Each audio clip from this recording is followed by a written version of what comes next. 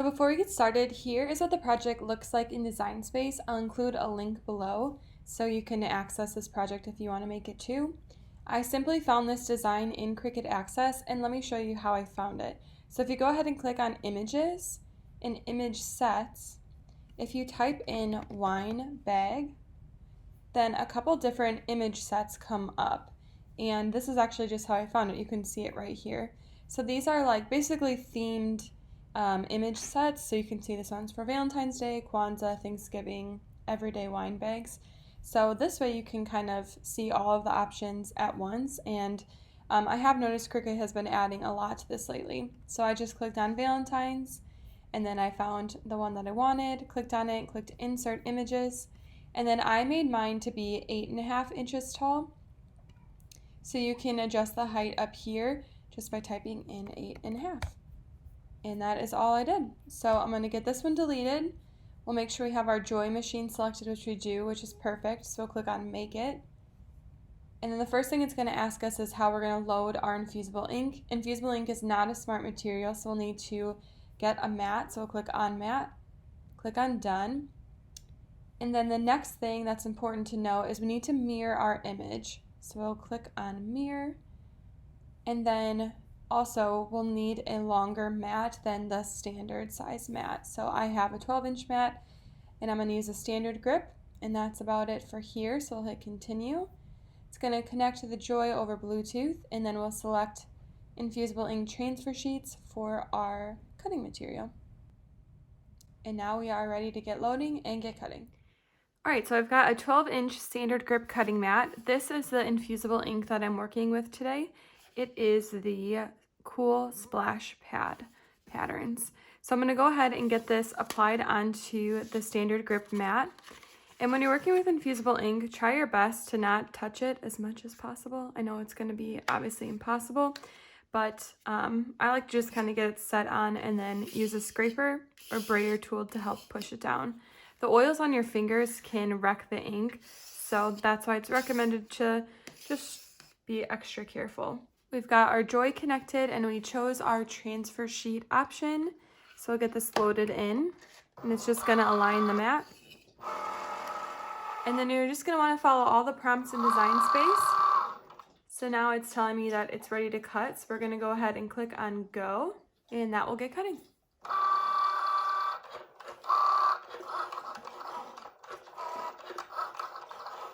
Alright, so it's all finished. We'll go ahead and click Unload. And we are all finished with the Joy. So now the next thing we're going to do is remove the transfer sheet from the cutting mat. And to do this, I like to flip the mat over and bend the mat back while I hold the material straight. Alright, and now the next thing I'm going to do is cut this down to size. So I'm just grabbing some scissors here, and I'm just going to trim the excess Infusible ink that I'll use for a future project. Alright, so then from here we're going to weed our design. So here's what it kind of looks like if you can see. So Infusible ink feels more like paper, and weeding it is unique compared to weeding iron-on or vinyl. So we're actually going to kind of roll it back like this and try and get the paper to pop up off the liner, just like that. You see? So obviously we don't want to weed the wine bottle. We want to weed the paper around it. So I'm actually going to grab a weeder tool just to help. And just be careful you don't puncture through the transparent liner. But I'm literally just going to rip like that. And then from here, you can use your fingers. And again, I'm just going to try and be extra careful to not touch my Infusible ink. Make sure too when you're working with this that you haven't just applied lotion on your hands or oils, things like that, eaten a meal. All right, so there is around the wine bottle, and now we're going to go ahead and weed the hearts on the inside. So again, I'm just kind of bending up. Oops, so that one didn't quite come off, so I'm going to try from the other way. There we go. So it should just pop up off like that. And then you can just use your fingers to peel it off. So I'm going to go ahead and get this finished, and then we'll get our EasyPress Mini out.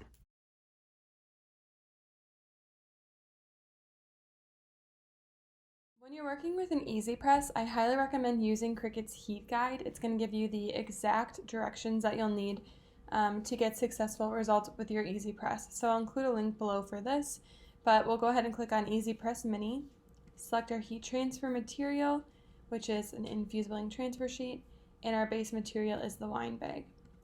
So then from here, it's going to tell you everything that you need to know, and there can be a lot with infusible ink, so just make sure that you follow this to a T to get the best results for your project. Okay, so we're going to get our EasyPress preheated, and it's going to go to the high setting, which is the 3rd.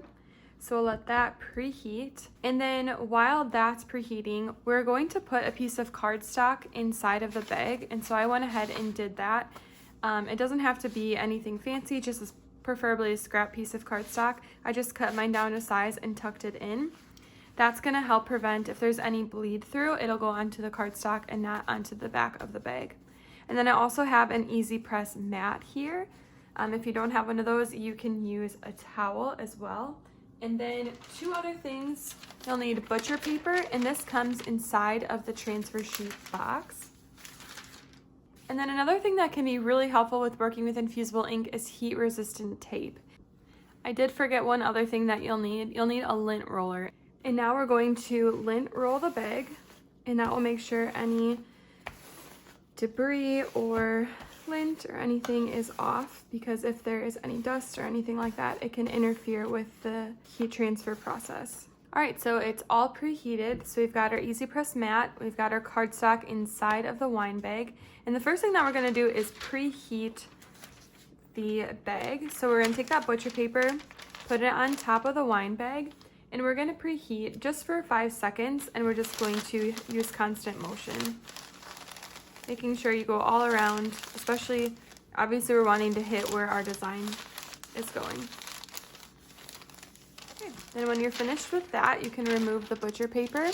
And now we're gonna get our infusible ink transfer sheet, and we're gonna place it face down onto the design. So just get it lined up wherever you'd like. If you want to measure for keeping it center, you can do that. I'm just gonna eyeball it here. And then this clear sheet is sticky, so you can go ahead and push down. But I like to make sure that it's really stuck on well, which is why I like to use the heat resistant tape. So I'm just going to go ahead and add a few pieces of tape around the design. Okay, so now we've got that all applied on. I did want to mention too, make sure you're not applying on any creases. You want your infusible ink, the wine bag, to be completely flat. Okay, so then from here we're going to grab that butcher paper again, we'll place it back on top. And then we're going to apply our EasyPress over our design for 75 seconds with constant movement. And the directions say light pressure, but I'm going to give it a little bit of pressure. I just feel like I have better results when I am pushing a little bit harder with infusible ink, but the heat guide does say light pressure, so take that as you will. It also is important to make sure you're working on a hard surface. It's not like a flimsy table or anything. So 75 seconds, I'm going to start my stopwatch. And here we go. So you'll want to just make sure that you're literally covering the entire design. So I'm just going up and down, trying to really focus on making sure I am applying the EasyPress all over the transfer sheet.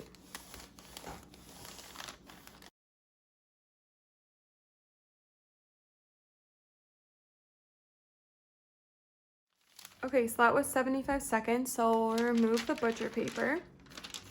And then it says to do a warm peel, but this is gonna be super hot, so I'm actually gonna grab a pair of tweezers here, and I'm gonna start at one end and lift up. And what we're gonna do before we rip the whole thing off is just make sure that the whole design has actually transferred, because if it hasn't, we'll put it back down and press again.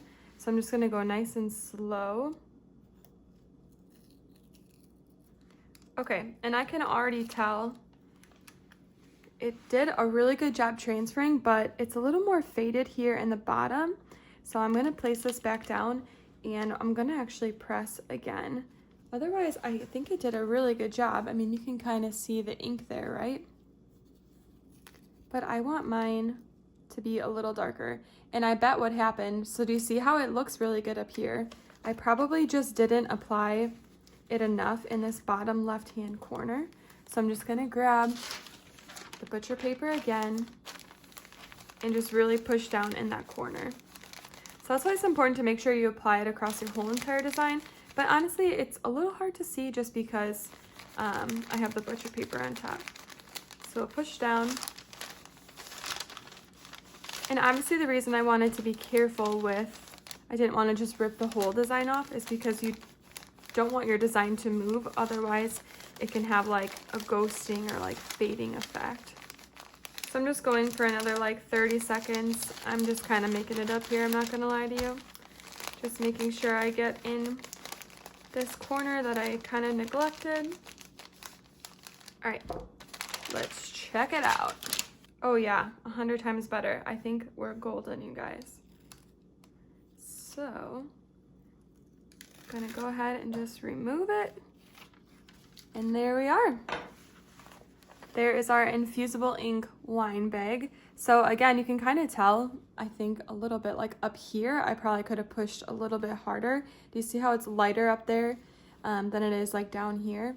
So just know you're supposed to just keep it even, but I think it turned out really good. I'm really excited about it. So have any questions, let me know in the comments below, and someone from our team would love to help you out. But that is how you use the Cricut Joy and the EasyPress Mini to make an infusible ink project. Thanks for watching.